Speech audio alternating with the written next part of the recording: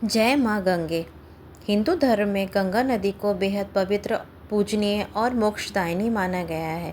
गंगा जल की एक बूंद व्यक्ति के समस्त पापों को नष्ट कर देती है। गंगा दशहरा को गंगा अवतरण भी कहा जाता है। आइए हम जानते हैं इसके पीछे की रोचक कहानी। प्राचीन काल में एक राजा हुआ करते थे जिनका नाम सागर था। राजा सागर प्रताप शक्तिशाली और वीर थे।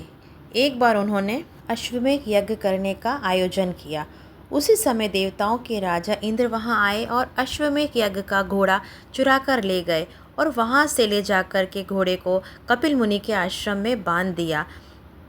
अपने घोड़े की तलाश में राजा के 60,000 पुत्र निकल पड़े और उन्होंने जब मुनि के आश्रम में घोड़े को बंधा हुआ देखा तब उन्होंने आश्रम पर धावा बोल दिया।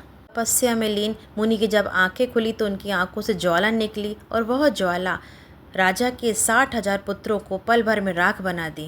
राजा सागर के एक और पुत्र अंशुमन को जब इस बात का पता चला तब वह कपिल मुनि के आश्रम अपने भाइयों की आत्मा की शांति के लिए पहुँचे।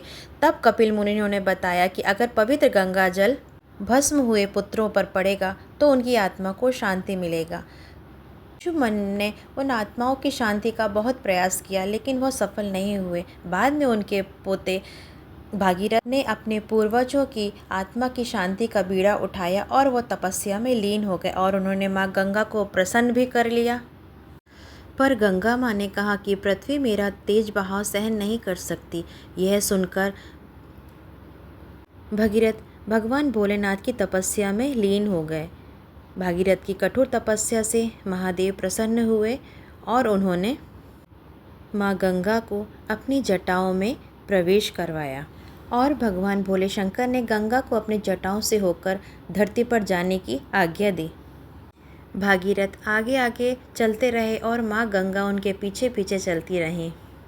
राजा भागीरथ पतित पावनी माँ गंगा को गंगोत्री से लेकर गंगा सागर तक ले गए, जहाँ पर कपिल मुनि से उन्होंने जाके विनती करी वे अब उनके पूर्वजों की आत्माओं को श्राप से मुक्त करें। भागीरथ की कठोर तपस्या के कारण गंगा का धरती पर अवतरण देख महर्षि कपिल बहुत ही प्रसन्न हुए और उन्होंने राजा सागर के 60 पुत्रों को श्राप मुक्त किया।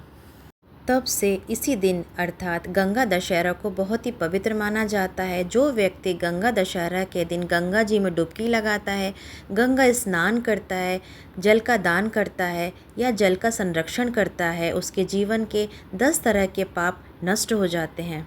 कहा जाता है शिवलिंग को गंगा जल से स्नान करने से रोग मुक्ति प्राप्त होती है, पाप मुक्ति मिलती है और धन संपदा की वृद्धि होती है।